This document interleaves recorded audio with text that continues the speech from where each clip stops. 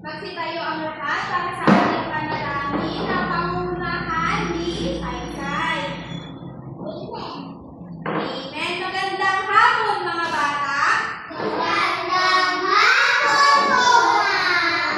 Bago kayo magsiupo, maaari bang punutin ninyo ang mga kalat at pakiayos ang inyong mga upuan? Para sa ating attendance, sino ang bibigyan ngayon sa ating klase? Lahat ba ay narito? Mahusay. Kung ganon ngayon, dumako naman tayo sa ating alituntunin. Maaari bang pakibasa? Sabay-sabay. Umupo na maayos. Huwag maingay. Makinig sa guro. At pang-apat, Itaas ang ngalan ng ngayon na sumagot. ayan. Okay, ngayon bago tayo dumako sa ating panibagong aralin, ano nga ulit ang ating tinalakay noong nakaraan? Yes, Saysay? Tungkol sa pagkakalan. Tama. Paano nga ulit ang tamang pangangalaga ng halaman? Saysay, again? Biligan sa tamang oras. Ano pa? Martin?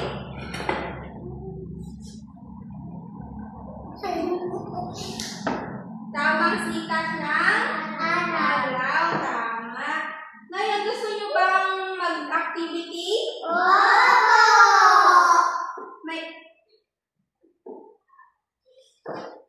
Ngayon, magkakaroon tayo ng aktibidad. Bago iyon, itugrupo mo kayo sa dalawa.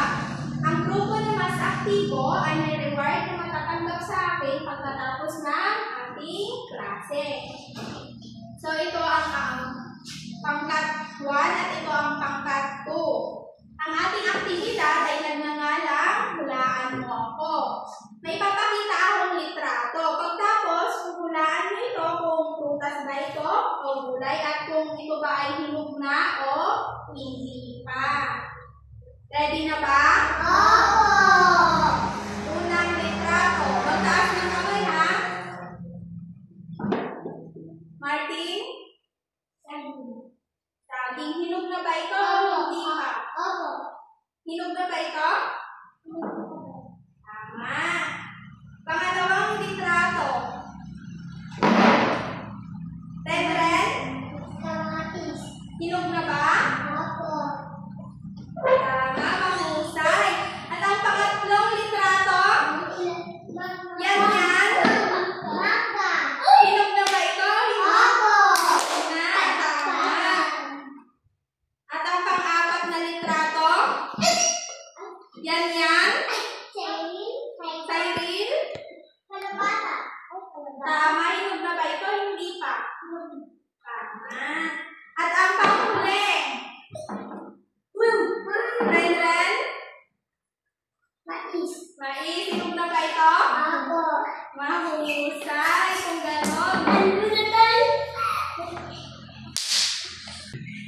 Ngayon, gawin naman natin ang aktibidad na tukoy kulay, tukoy pakiramdam. Meron akong litrato dito. Bawat litrato may mga palatandaan. Ang gagawin lamang ay hulaan nyo ito kung tukoy kulay ba yan o tukoy pakiramdam yung sinasabi ko. Naiintindihan ba? Ready na ba? Nag-iiba ang kulay, nagiging pula o rosas, makintab na ang balat. Saysay? Tukoy kulay, tukoy pakiramdam. Tama, idikit ang kamatis sa harap. O, pangalawa, gusto na ang laki, ang nag-uumpisa ng manibala. Halin dito. Martin? Alin? Sige, Saysay na lang. Gusto na ang laki, nag-uumpisa na siyang manibala. Light green. Alin? Ano, Martin? Tama, idikit ito. Ang pangatlo, ang balat ay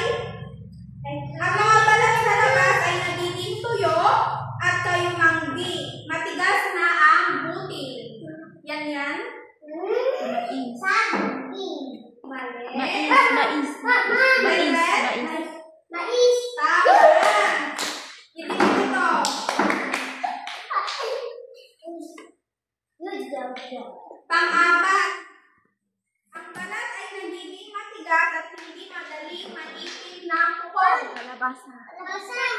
Martin. Kalabasa. Tama. Sige. At panghuli. Wala pa.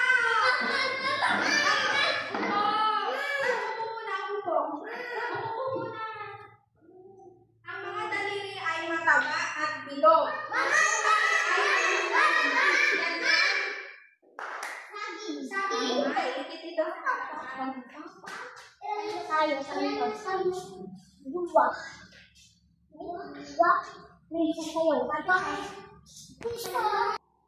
Ayan, napakagaling naman ninyo. Ngayon, may idea na ba kayo kung ano ang tatalakayin natin ngayong araw?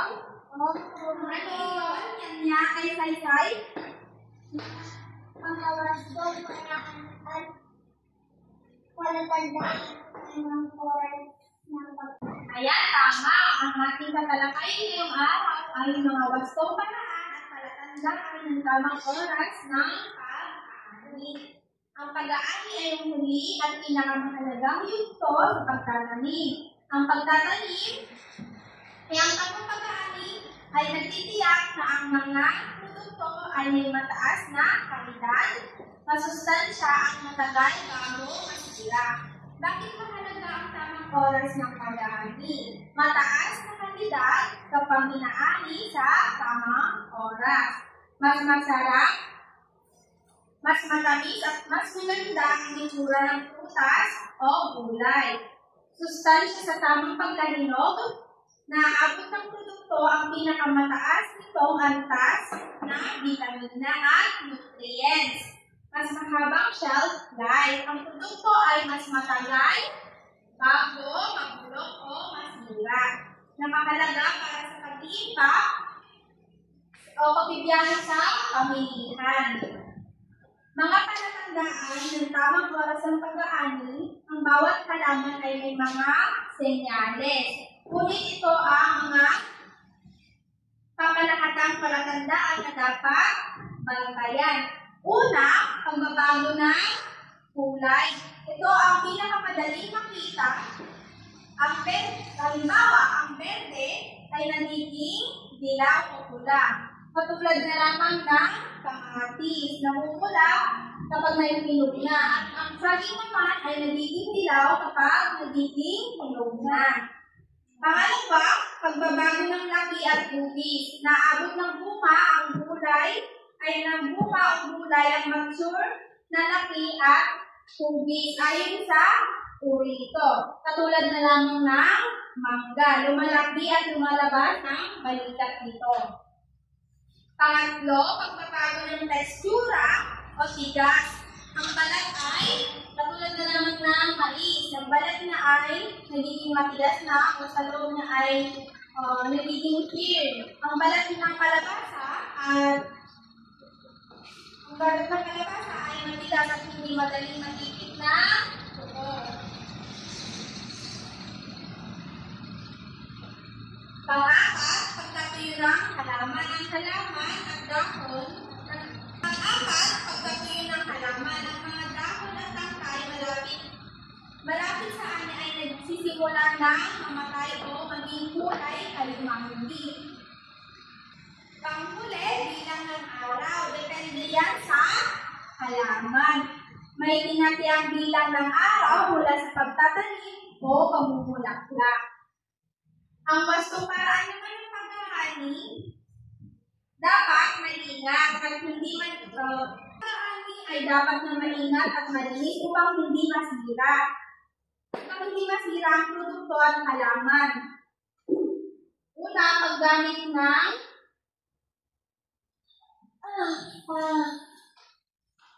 meeting.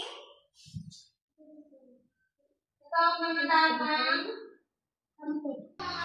kagamitan kapag mag-aani na kayo ng halaman. Ano nga ulit yung mga ito? Gunting. Gunting? Ano ba? Bulok? Ano ba? Basket.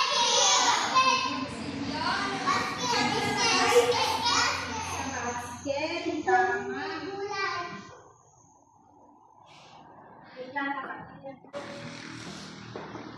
Ayan, karamihan sa mga prutas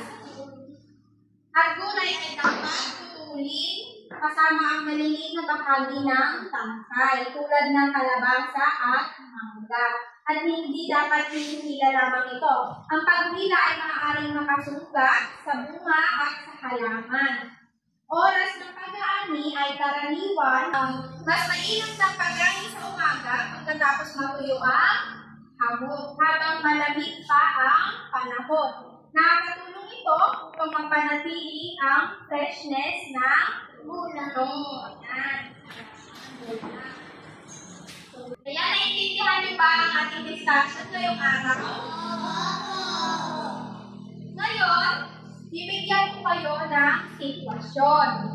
May mga tanim kayong saging sa inyong bakuran. Nakikita ninyo yung kulay dilaw na ito. At malaki na, may nais bumili sa inyong saging. Anong desisyon ang gagawin ninyo? Pupurusin. Tapos ititinda. Bakit? Bakit nyo napupurusin at ititinda? Dahil hinog na at handa na anihin. Yan, tama. Mukhang marunong na kayo sa tamang gustong pag-aaral.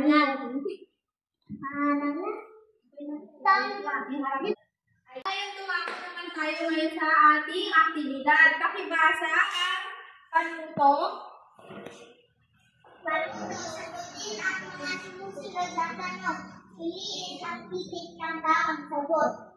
Tapos na ba?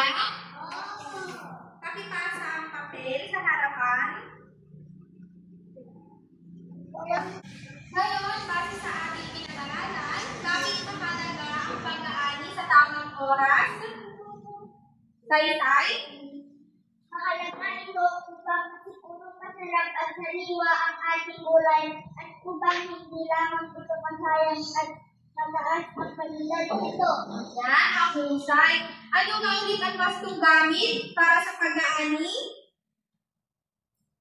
Gunting. Gunting. Ano ba? Gunting. Basket. Basket. Tama. Ano ba?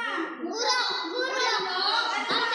Kape. Kutsilyo. Yan. Kampik. Tama. Mahusay. At ano ang mas mainam na oras para sa pag-aani? Saysay? Amoy ang bigat ko. Tama. Ayan, mahusay. Ngayon, ano nga ulit ang ating tinalakay ngayong araw? Basta paraan at palatandaan ng tamang oras ng pag-aani. Ayan, tama. At ano ang kahalagahan ng wastong paraan ng pag-aani? Saysay? Matitiyak natin ang mga produkto ay may mataas na kalidad, masustansya at matagal bago masira. Yan, tama. At panghuling katanungan, paano natin malalaman kung ang isang gulay o prutas ay maaari na manihin? Sa kulay, amoy at bigat ko. Yan, tama. Natapos natin ang ating talakayan. Tayo ay dadako na sa pagtataya. Ilabas ang inyong kwaderno at sagutan nito. Pakibasa ang panuto. Paano to? Tukuyin kung anong panaginip ang tukoy ng sinisunod na palatandaan. Piliin ang iba't Yan. Tapos na ba? Oo! Pakibasa ang papel sa harapan. At i-check ko na. Dahil nag-participation kayo ngayong araw na ito, meron na rin kayong takda, aralin. Pakikopya sa inyong kwaderno. Tapos na ba? Oo! Ayan. Ngayon, magsitayo tayong lahat. Goodbye at salamat, mga bata. Goodbye, Oma! Ayan. Bago kayo umalis, pakipulot ang mga kalat.